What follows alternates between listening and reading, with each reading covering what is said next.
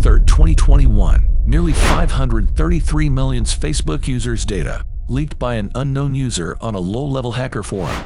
Imagine, nearly half of Facebook users had their data exposed. That's like everyone in your school having their information leaked online. This huge data breach was first spotted by Israeli cybercrime intelligence firm Hudson Rock, and there were all the phone numbers, email IDs, date of birth, addresses, and of course the Facebook IDs of the victims. Now why I'm talking about this 2 years old news right now.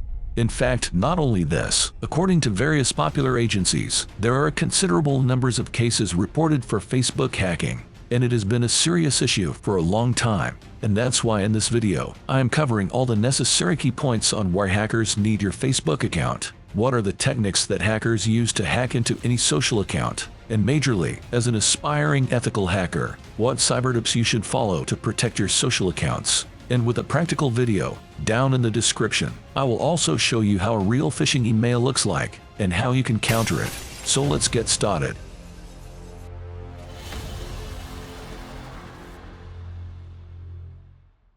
So talking about the reasons, hackers mainly need your personal information, which can be sold in the dark web, rewarding them a huge amount of money. But unfortunately, if you are sharing something sensitive data through these social sites, then you might be blackmailed by them. Now another reason of hacking into someone's account is to spread misinformation using that account, and sometimes it is also used for promoting scams and spreading malwares. And in this case, your personal or professional reputation can also be damaged.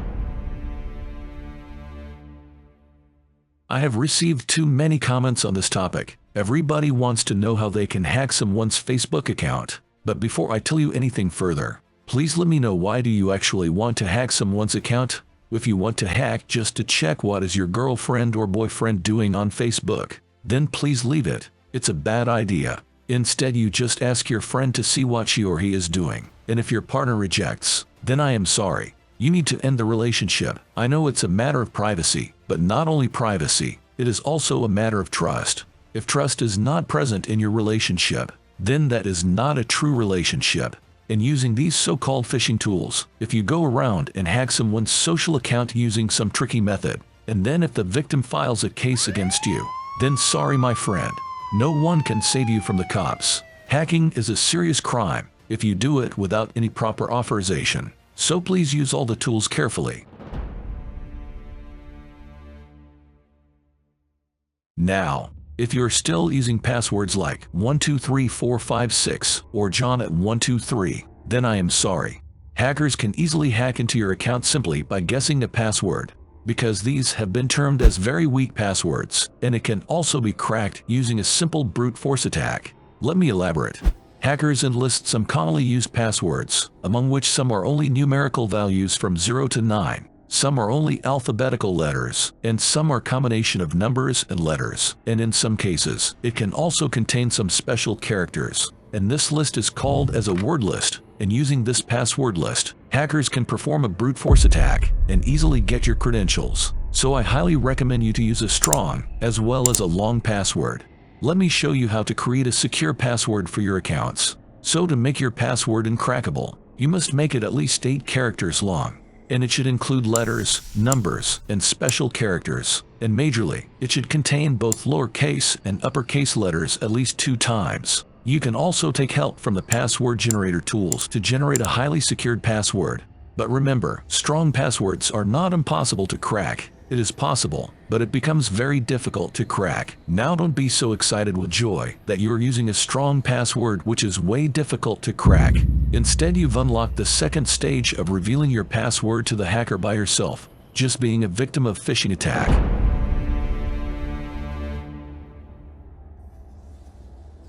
According to Vaid, more than 500 million phishing cases detected in 2023. And of course it is a serious issue at this time. Not only the Facebook accounts or other social accounts, anything in this world, even your whole system, can be compromised by this dangerous attack. Now let me give you a brief introduction about this attack. This attack can be performed by using some simple steps. And in the first step, the attacker creates phishing web page which almost looks very much similar to a legitimate social site's login page, like this Facebook page. Now once he completes this page, he then generates a phishing link or URL. using which the users can visit his page. And once you come to this page and try to log in using the credentials, then congratulations, you are hacked. The information you enter is directly stored in the database of the server where this phishing site is hosted. Using the credentials, hacker can easily get access to your account.